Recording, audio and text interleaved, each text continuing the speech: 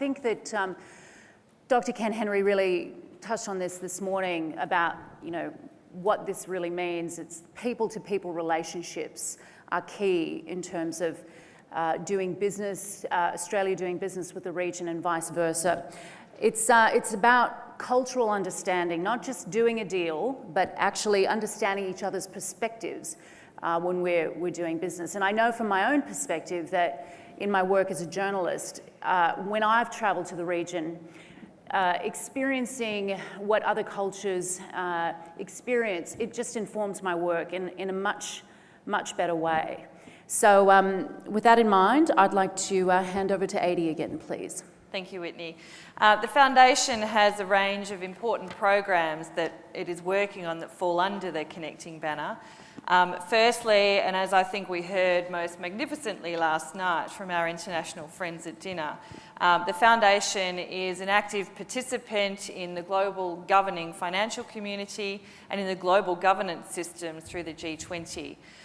Being responsibly global is becoming increasingly important as communication moves at lightning speed and as nations are emerging and evolving with increasing expectations around the world, and in particular across Asia. Professor Ed Byrne is with us today. Ed is Vice-Chancellor and President of Monash University and is particularly concerned with maximising international integration for Australia and in particular its higher education student population. Monash is very focused on every student being an international student, and I'm sure that Ed would like to share some views about that. Yes, look, thank you very much. Well, we live in interesting times, don't we? For the university sector, it's the most challenging time in living memory. Some people feel that this is a pivotal time of change in the world not seen for 5 centuries, an era of European domination going from the Renaissance, the Northern European Enlightenment, the Industrial Revolution is coming to an end, and we're entering a globalized world. Every university that wants to succeed and be in the top 50 or so, which is where Monash is aiming for or is, has to achieve a global viewpoint. We recently announced our Deep Alliance, our One World equivalent with Warwick University in the UK, where we'll see an integrated family of degrees covering the world as a first step. For Australia, as has already been said, the world has changed dramatically with the rise of Asia, and we've gone from being on the fringes of the world intellectually to absolutely central, and this gives huge opportunities for our universities. Monash University is the most internationally engaged global university in the world. It is the absolute leader. We have campuses on most continents. Of our 65,000 students or thereabouts, well over 25,000 are not Australian students. I want to say not much about international students in Australia because I think the importance of that is an intellectual contributor to the nation and as an industry is fully understood by the audience. But I want to say more about outreach, about the establishment of campuses by a great Australian university around the world as a builder of bridges and of links. As you can see from this slide, Monash has campuses in India, a new campus in China, a great campus in KL, a campus in Johannesburg, and a small campus in Europe. Now, just a word about this intellectually, because many of you will think this is about education. Well, of course it is. But it's also about research and innovation. It's about access to human capital. It's about access to investment from government and private sources in other countries in a really major way. It's about integration. Our China campus in the city of Suzhou is in probably the most exciting innovation precinct in the world today. The joint precinct funded by the Singaporean government and the central government of China. It is about research, innovation, masters, PhDs, key research centres and integration with industry. It is not about undergraduate education. Our India campus is building up to 350 PhD students, largely in engineering in the city of Mumbai, funded by Indian industry, almost totally, by the big players, Reliance, Tata, etc. These are huge intellectual links for Australia.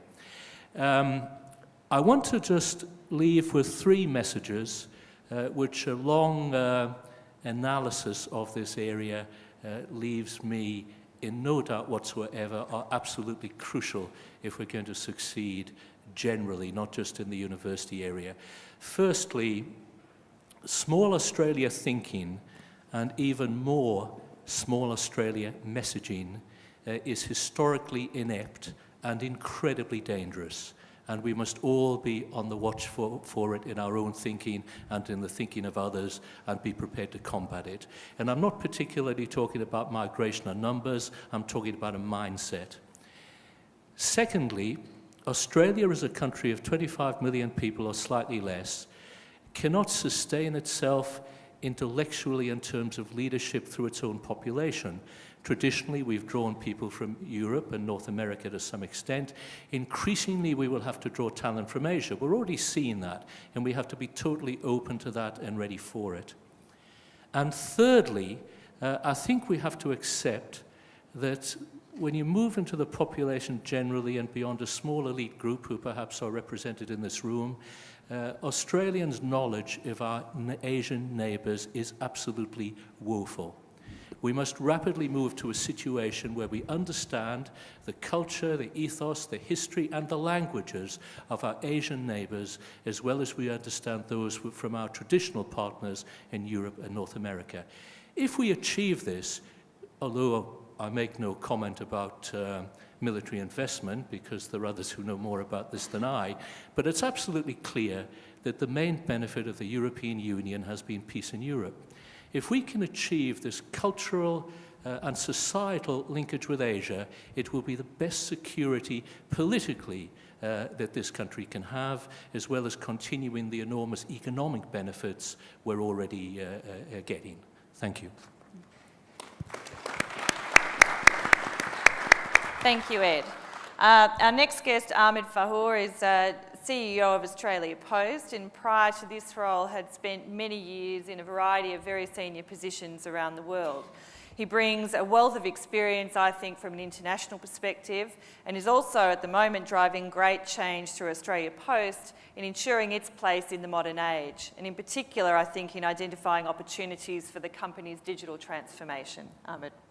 Well, thank you very much, Addie, and good afternoon to all. I'm going to focus on the word connecting in the theme of our discussion. And I don't think we can possibly understand or even predict how this digital technology and the digital world is going to change for us in the coming 10 to 20 years. I recently read a report by the Rockefeller Center giving out 4 scenarios of how the digital world could shape up and what it means, and it certainly is riveting reading. I guess when I think back, I read somewhere that the first message that Samuel Morse sent over the telegraph line famously said, "What hath God wrought?" And I think that really summarises back then people looking into the future and saying, what does technology mean? When the Gutenberg press was invented, nobody knew it would usher in the Renaissance that it did, and certainly the scientific revolution that followed. The one thing we have learnt from history is that communication technology does drive societal change. Advances in communication technology can usher in huge also political change, and we only have to think of the Arab Spring and some of the Twitter messages that went around. It certainly does lead to sweeping societal change, and I only would draw your attention to many of you who have children and the way now social network sites are being used for conversations and people staying in touch with each other. And I believe the next step, the next big advance is the changes to business models. This digital technology is challenging traditional business models. And you only have to think about how digital technology has transformed the music industry, book publishing, the photographic industry. I think of Kodak, and many of you, I'm sure, read that article about their demise. News organisations, and now what we're seeing is retailers. Every business has to adapt to changing customer behaviour driven by the online world, or risk that their product or services will become obsolete. I can speak on this topic from a very personal point of view because the postal industry all over the world is facing this very challenge. For Australia Post, the shift to digital communication is unlike anything we've dealt with in our 202-year-old history in serving the Australian community. The internet and smartphones are rapidly changing how Australian communities communicate, how they shop, and certainly how they access services. For instance, Australian letter volume peaked in 2008, and it's fallen 15% since. Our volume today of letters is back to where it was in the mid-1990s. Meanwhile, parcels driven by online shopping is booming, and that is up 10%. For Australia Post, the challenge is to leverage our brand and also this wonderful national network to seize the opportunities to connect Australians in the digital economy. I see Tim here slightly panicking. I think he thinks that's Telstra's job. We have a proud track record, both as Australia Post and as the old PMG, and a track record of being a trusted intermediary that connects business and governments and customers all over Australia. This has been our purpose for over 200 years, and we're planning to continue connecting Australians for the next 200 years. In the future, as letter volumes keep falling, our specialty will be in offering trusted services that connect the digital economy and the real economy. Just one example of this is the recently announced digital mailbox that we put forward and will be available later this year. This is a service that will be available to every Australian free of charge. It's effectively going to be your own secure online vault. You can use it to receive mail, pay your bills, and store all your important documents in one place.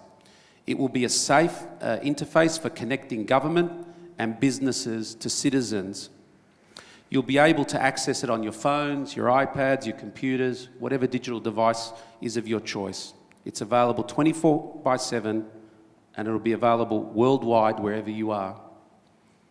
The truth is, we really can't predict how the Australian community will react to all of these technological advances, but at least what we do know and we're anticipating is that Australians love embracing technology, and they will embrace the digital economy. The great thing for our society and the world is that these types of technological advances really do open up new possibilities. History tells us that inevitably these sorts of technological leaps are accompanied by advances in human knowledge, creativity, and certainly capability. Thank you.